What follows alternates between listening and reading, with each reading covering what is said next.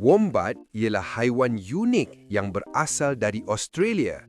Ia terkenal bukan sebab rupa yang comel, tapi sebab najisnya berbentuk petak, macam cube. Tapi, macam mana najis dia boleh jadi bentuk macam ni? Usus wombat tak sekata. Ada bahagian keras, ada bahagian lebih elastik.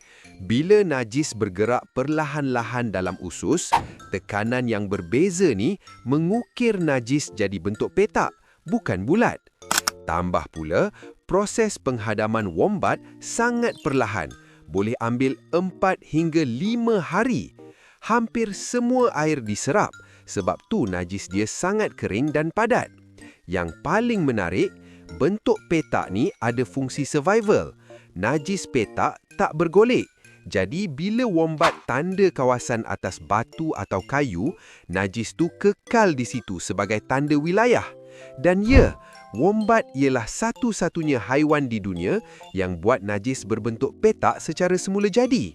Follow dan like untuk lebih banyak info menarik.